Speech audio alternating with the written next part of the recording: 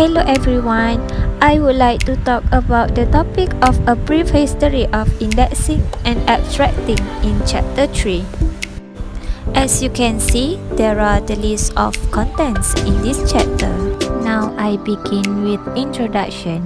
The basic purpose of an index or abstract is effective and efficient access to information, either through structured entries such as books and database or random storage of information, such as information found on internet search engines.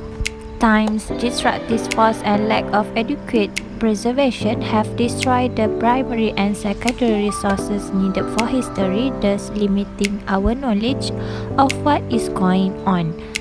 For the beginning of index and abstracts, indexing and abstracts have a distant origin when one realized that written notes needs to be arranged so that access can be facilitated. Next, by Middle Age, the library keeps a list of their holdings.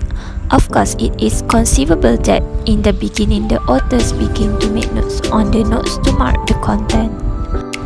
The investigation into the history of indexing and abstracting must go back time when men first begin to do something to make information in written record more easily accessible, either by arranging the salient feature in a known order or by condensing long documents into convenient abstracts. Alphabetical order of information is not automatic from the beginning.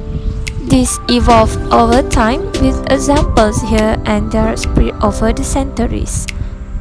At first, the Greeks seemed to use alphabetical order for a long list of things. The Middle Age were certainly not the Dark Age in terms of bibliographic progress, including indexing. Indexing history is rich in innovation as people find ways to make information accessible. For example, manuscripts illuminate in the Middle Age. As expected, the rise of the printing press led to the beginning of the print index and new development in indexing.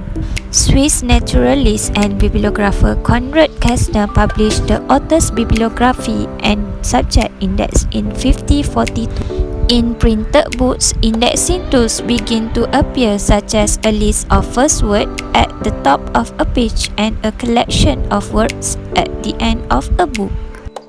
The 16th century brought evolution to a higher quality index of books, and the 17th century brought a new type of information tool, journal.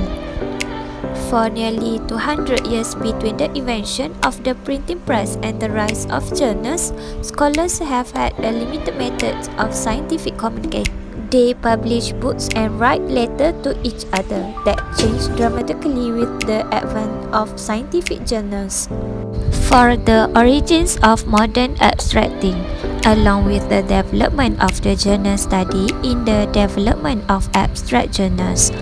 Over the centuries, the abstracts has evolved and actually continues to be indexed. Abstracts, as we know it, may have begun several millennia BC by writing on the outside of a clay envelope. In classical times, summaries began to be placed at the beginning of notes to facilitate the search. In the 1850s, W.F. Poole published an index that included many journals to initiate the modern concept of single publication indexing many periodical issues. By the end of the 19th century, scholars were beginning to demand better bibliographic access to their literature.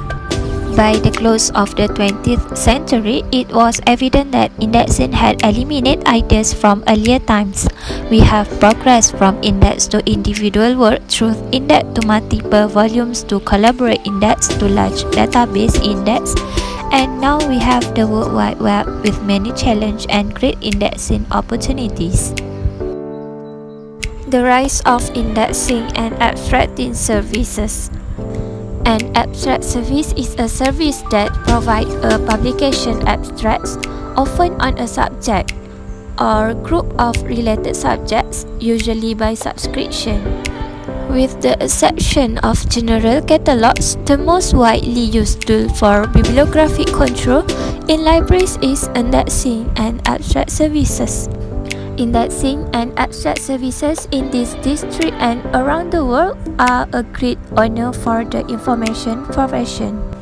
Indexing and abstracting services are known as secondary services because their product is not new knowledge in a subject area but a guide to the basic or primary sources. There are 5 general sections of society. There are some historically notable indexes in this chapter. For the chapter summary, the history of indexing and abstracting is long, colorful, and interesting. For centuries, it involved scholars, librarians, publishers, and more.